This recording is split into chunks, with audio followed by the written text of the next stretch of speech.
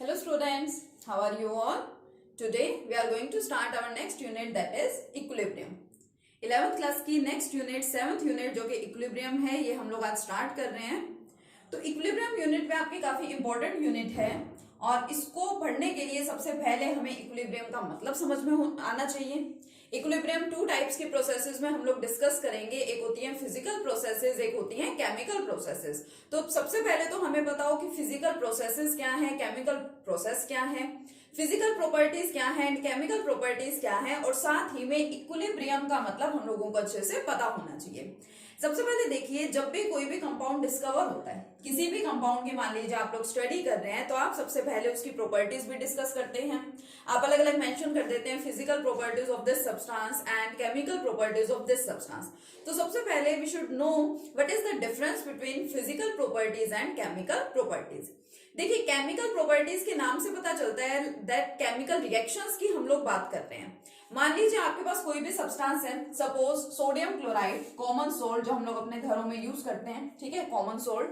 मान लीजिए इस कंपाउंड की प्रिपरेशन हुई, तो आप लोग क्या करेंगे, आप सबसे पहले इसको स्टडी करेंगे कि आपने कंपाउंड डिस्कवर तो कर लिया है, लेकिन जो आप कंपाउंड डिस्कवर कर चुके हैं, आप सबसे पहले उसके बारे में जानेंगे कि उसकी फिजिकल स्टेट कैसी है. मींस ये जो आपके पास सब्सटेंस है, क्या ये सॉलिड है, लिक्विड है या फिर गैस है, उसका कलर है, उसकी स्मेल, उसका taste, melting point, boiling point, काफी सारी चीजें होती हैं जो आप लोग उस पर्टिकुलर कंपाउंड के बारे में जानना चाहते हैं या फिर उसको पता लगाते हैं. लाइक सबसे फर्स्ट क्या हो गई, फिजिकल स्टेट, मतलब कि जो हमारा सब्सटेंस है वो सॉलिड है, लिक्विड है या फिर गैस है. सेकंड, उसका कलर कैसा है, उसका टेस्ट कैसा है, उसकी स्मेल कैसी है, और स्मेल को हम लोग केमिस्ट्री में क्या बोलते हैं, ओडर. ओडर मींस क्या है, स्मेल.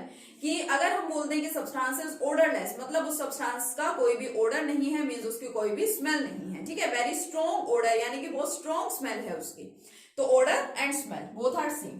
सब्सटेंस का मेल्टिंग पॉइंट, सब्सटेंस का बॉइलिंग पॉइंट, उसकी डेंसिटी, जो आपका सब्सटेंस है वो हार्ड है या फिर सॉफ्ट है, ठीक है. अबाउट इट्स कंडक्टिविटी, उसकी कंडक्टिविटी के बारे में भी आप लोग पता लगाते हैं.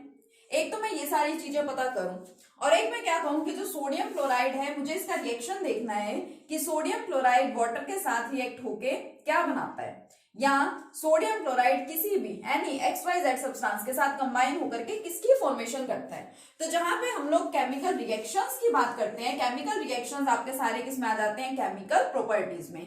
चाहे आप लोग किसी के कॉम्बिनेशन के बारे में पढ़ें, चाहे आप किसी सब्सटेंस के डीकंपोजिशन के बारे में पढ़ें, जो आप रिएक्शंस को स्टडी करते हैं, these chemical reactions come in the category of the chemical properties. और फिजिकल प्रॉपर्टीज क्या हैं, केमिकल रिएक्शंस के अलावा इस टाइप की जितनी भी प्रॉपर्टीज आप स्टडी करते हैं, इस टाइप की जितनी भी प्रॉपर्टीज हैं, उन सबको क्या बोला जाता है, फिजिकल प्रॉपर्टीज, ठीक है. तो एक तो आपको physical properties and chemical properties में भी डिफरेंस पता होने चाहिए. इक्विलिब्रियम हम लोग दो टाइप की प्रोसेसेस में पढ़ेंगे. एक तो chemical equilibrium, like chemical reactions में भी इक्विलिब्रियम एग्जिस्ट करता है, क्या उसकी प्रॉपर्टीज हैं, क्या उसकी कैरेक्टरिस्टिक्स हैं, कुछ इंपॉर्टेंट लॉ हम लोगों को वहां पे डिस्कस करने हैं. और एक होती है फिजिकल प्रोसेसेस में इक्विलिब्रियम एग्जिस्ट करता है. फिजिकल प्रोसेसेस हमारी हो गई लाइक प्रोसेस ऑफ मेल्टिंग हो गई, ठीक है, या फिर हम बात करें इवेपोरेशन, तो ये सारी चीजें आ जाती है फिजिकल प्रोसेस में. लेकिन वो तो हम लोग पढ़ लेंगे, इक्विलिब्रियम फिजिकल प्रोसेस में एंड इक्विलिब्रियम केमिकल प्रोसेस में. बट सबसे पहले हमें एटलीस्ट ये तो पता हो that what is equilibrium. Equilibrium होता क्या है, तो इसको देखिए, मैं बहुत सिंपल से एग्जाम्पल से आपको समझाऊंगी, आपको बहुत अच्छे से समझ में आएगा, ठीक है. बिल्कुल ईजी सा सिंपल सा एग्जाम्पल मैं यहाँ पे ले रही हूँ. मान लीजिए हम लोगों के पास क्या है, हमारे पास एक क्लोज्ड सिस्टम है. सिस्टम्स को हम लोग डिस्कस कर चुके हैं, ठीक है, लास्ट यूनिट थर्मोडायनेमिक्स में. मान लीजिए ये मेरे पास एक क्लोज्ड सिस्टम है, और इस क्लोज्ड सिस्टम में कौन प्रेजेंट है, क्या प्रेजेंट है इसके अंदर, इसमें प्रेजेंट है वाटर, ठीक है. मेरे पास क्या था, एक क्लोज्ड सिस्टम है, और इस क्लोज्ड सिस्टम में मैंने क्या ले रखा है, वाटर ले रखा है. नाउ मैं क्या कर रही हूं, मैं इसकी हीटिंग स्टार्ट करती हूँ, ठीक है. मैंने इस सब्सटेंस को हीट करना शुरू किया, मैंने यहाँ पे टेम्परेचर प्रोवाइड किया, और धीरे धीरे मैंने क्या किया, इस सब्सटेंस की बॉइलिंग स्टार्ट करा दी. मींस सब्सटेंस यहाँ पे क्या हो रहा है, बॉयल हो रहा है. अब सिंपल सी बात है, अगर ये सब्सटेंस बॉयल होगा तो जो पार्टिकल्स प्रेजेंट है लिक्विड के, इसके किसकी फॉर्मेशन करेंगे, ये वेपर्स की फॉर्मेशन करेंगे. तो यहां से वेपर्स की फॉर्मेशन शुरू हो जाएगी. नाउ एज्यूम कीजिए या कंसिडर कीजिए कि आपका ये जो सिस्टम है ये कैसा है, ये ओपन है। अगर आपका ये सिस्टम ओपन होता तो फिर ये जो वेपर्स बन रहे हैं ये वेपर्स यहाँ से क्या हो जाते, बाहर चले जाते, रिमूव हो जाते। लेकिन हमारा ये सिस्टम कैसा है, क्लोज्ड सिस्टम है, और हम लोगों ने पढ़ रखा है क्लोज्ड सिस्टम में मैटर कभी भी एक्सचेंज नहीं हो सकता, हीट जरूर एक्सचेंज हो सकती है। तो ये जो वेपर्स हैं ये वेपर्स यहाँ से बाहर तो जा नहीं पाएंगे। तो होता क्या है, यहाँ पे देखिए इवेपोरेशन हो रहा है, means formation of vapour, formation of vapour हो रहे हैं। यहाँ पे मैंने तो लिक्विड वाटर लिया था, मैंने इसको मैंने हीट प्रोवाइड की, टेम्परेचर प्रोवाइड किया, इसकी बॉइलिंग स्टार्ट हो गई तो वेपर्स की फॉर्मेशन हो गई, यानी कि प्रोसेस ऑफ इवेपोरेशन हो रही है। अब क्योंकि माय सिस्टम इज क्लोज्ड, कैसा सिस्टम मैंने ले रखा है, यहाँ पे क्लोज सिस्टम ले रखा है, तो जो वेपर्स यहाँ पे बने हैं वो बाहर तो जा नहीं पाएंगे सिस्टम के, तो क्या होगा, वो एक दूसरे के साथ ही क्या करेंगे, कोलाइड करते रहेंगे, टकराते रहेंगे, या मैं उसी को क्या बोलूं कि वो कंडेंस हो जाएंगे। अब वो एक दूसरे के क्लोज आएंगे तो वो कंडेंस हो जाएंगे, और कंडेंस होकर के वापस क्या बना लेंगे, लिक्विड ही बना लेंगे। यानी कि यहाँ पे कोई लॉस नहीं हुआ, वाटर का या वेपर का कोई लॉस नहीं हुआ, जितने वाटर्स के वेपर्स बने वही वेपर्स दोबारा से कंडेंस होकर के क्या बन जाएंगे, लिक्विड बन जाएंगे, वाटर के अंदर कन्वर्ट हो जाएंगे। तो जब आपकी दो प्रोसेसेस सेम रेट से चलती रहे, सेम स्पीड से चलती रहे, कुछ भी मैटर का वहां पे लॉस ना हो, उस स्टेट को वहां पे क्या बोला जाता है, स्टेट ऑफ इक्विलिब्रियम। यहाँ पे देखिए इवेपोरेशन हुआ, जितना इवेपोरेशन हुआ उतना ही क्या हो गया, कंडेंसेशन हो गया। So I can say that rate of evaporation is equal to the rate of condensation here। जितना इवेपोरेशन हुआ उतना ही क्या हो गया, कंडेंसेशन। ये जो मैंने एग्जांपल लिया है इवेपोरेशन कंडेंसेशन एग्जांपल, ये फिजिकल प्रोसेस का ही है। फिजिकल प्रोसेसेस में जो हम लोग इक्विलिब्रियम को डिस्कस करेंगे उसके अंदर हमें यही प्रोसेस एज इट इज दोबारा पढ़नी है। सिंपल सी प्रोसेस है। तो हमने यहाँ पे क्या देखा, टाइम के साथ साथ कि कहीं पे ऐसा रिस्ट्रिक्शन तो नहीं है कि मुझे सिर्फ आधे घंटे ही इसकी बॉइलिंग करानी है। आप कितनी ही इसकी बॉइलिंग करवाते जाओ ये प्रोसेस एज इट इज चलती रहेगी। आपके पास इस सिस्टम के अंदर जो सब्सटेंस प्रेजेंट है उस सब्सटेंस की कंसंट्रेशन, उस सब्सटेंस की वॉल्यूम, ठीक है, उसमें कोई चेंज नहीं हो रहा टाइम के साथ साथ। टेम्परेचर मैंने वही रख रखा है सेम, टेम्परेचर में भी कोई चेंज नहीं हो रहा, प्रेशर में भी कोई चेंज नहीं हो रहा। तो किसी भी प्रोसेस की ऐसी स्टेट जहां पे टाइम के साथ साथ कंसंट्रेशन या आप वॉल्यूम बोल सकते हैं, प्रेशर एंड टेम्परेचर में कोई भी चेंज ना हो, then that state of the process is known as equilibrium. एक और सिंपल सा एग्जांपल देती हूँ। मान लीजिए मेरे पास एक कंटेनर है, उस कंटेनर में क्या प्रेजेंट है, वाटर प्रेजेंट है। एक कंटेनर है मेरे पास जिसके अंदर क्या प्रेजेंट है, वाटर प्रेजेंट है। मान लीजिए मैंने यहाँ पे क्या किया, मैंने यहाँ पे होल कर दिया और इधर से जो वाटर है वो बाहर निकल रहा है। इधर मैंने कोई दूसरा कंटेनर रख रखा है, ये वाटर इसके अंदर क्या होता जा रहा है, कलेक्ट होता जा रहा है। बट मेन पॉइंट क्या है कि मैंने जो कंटेनर ले रखा है which is filled with water, मैंने यहाँ पे क्या किया, होल कर दिया।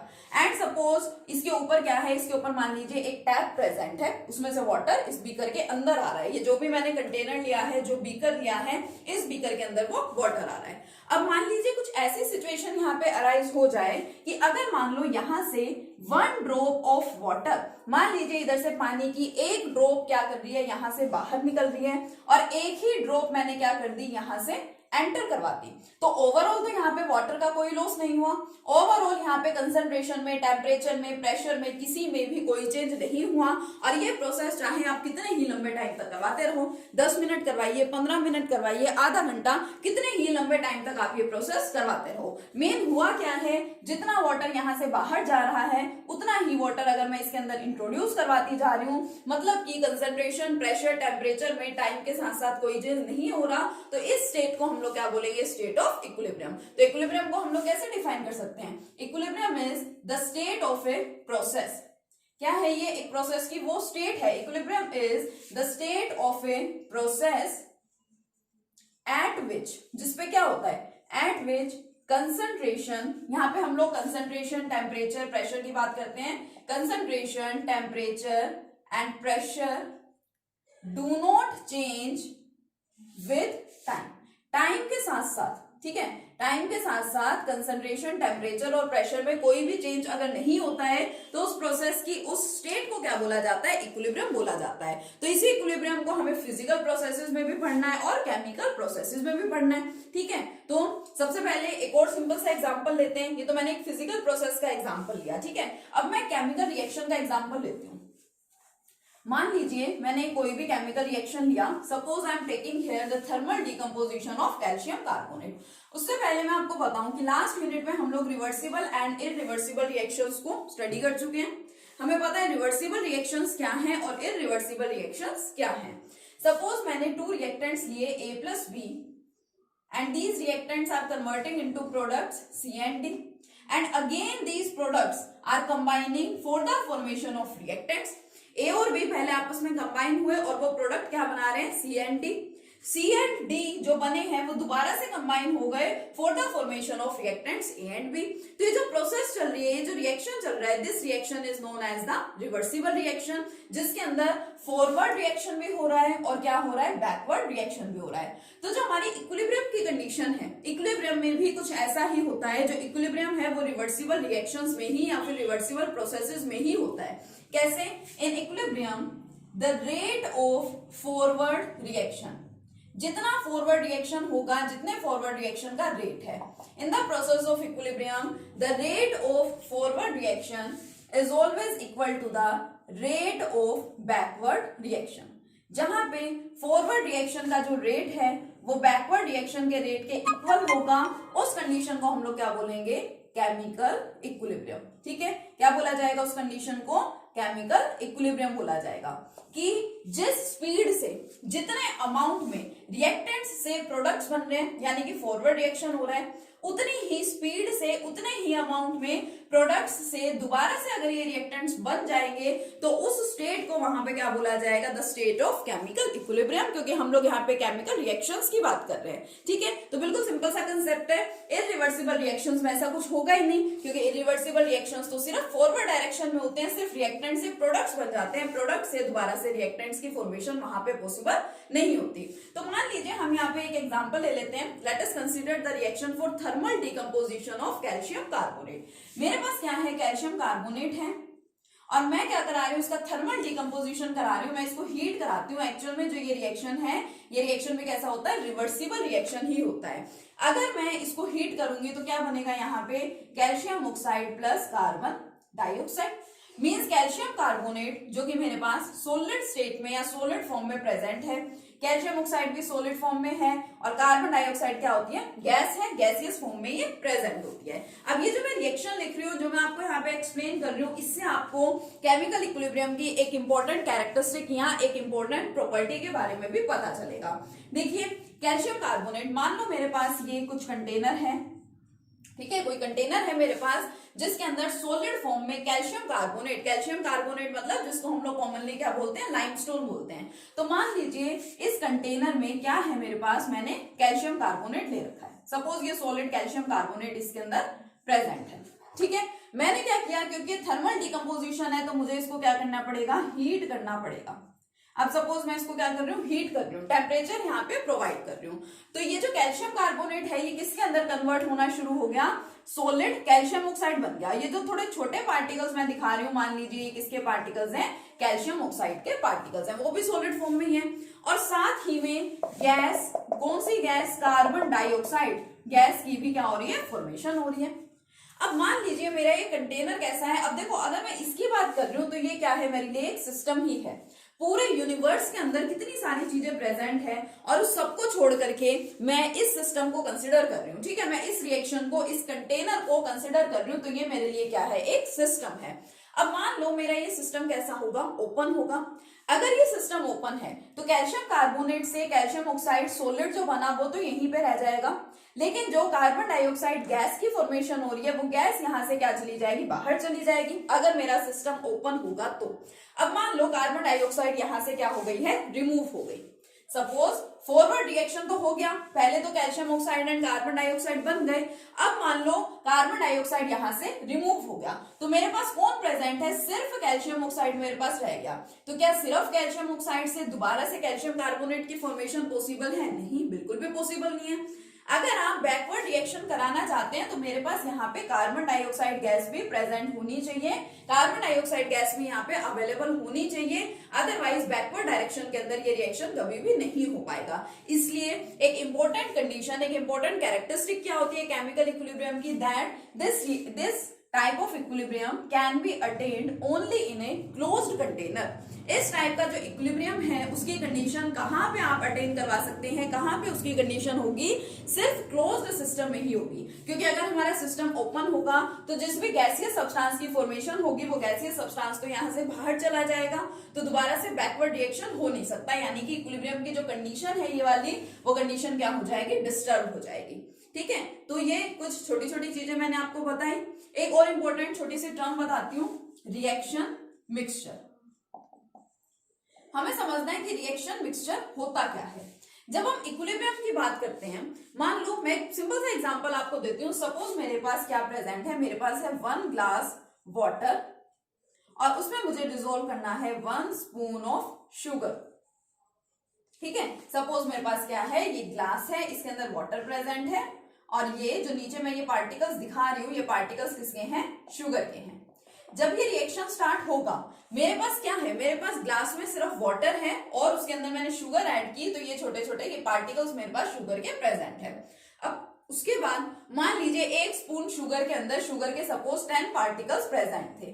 तो जैसे ही मैं ये शुगर वाटर के अंदर डालूंगी तो क्या सारे के सारे पार्टिकल्स एकदम से या एक साथ ही डिसॉल्व हो जाएंगे वाटर में? नहीं, धीरे धीरे पार्टिकल्स डिसॉल्व होंगे। हो सकता है पहले 2 पार्टिकल डिसॉल्व हो, 4 पार्टिकल डिसॉल्व हो, फिर 6 पार्टिकल डिसॉल्व हो और लास्ट में जाकर के आपके कंप्लीट पार्टिकल्स इसके अंदर क्या हो जाएंगे, वाटर में डिसॉल्व हो जाएंगे। यानी कि जब इक्विलिब्रियम की स्टेट होती है, उस इक्विलिब्रियम की स्टेट पे आपके पास ना तो सिर्फ रिएक्टेंट्स प्रेजेंट होते हैं, ना सिर्फ प्रोडक्ट्स प्रेजेंट होते हैं। जहां पे आपके पास रिएक्टेंट्स और प्रोडक्ट्स दोनों का मिक्सचर प्रेजेंट हो, कि थोड़ा सा प्रोडक्ट बन भी गया है लेकिन अभी भी रिएक्टेंट्स बाकी हैं, तो इन दोनों के मिक्सचर को ही क्या बोला जाता है, रिएक्शन मिक्सचर बोला जाता है। क्या है, देखिए reaction mixture, the mixture of reactants and products.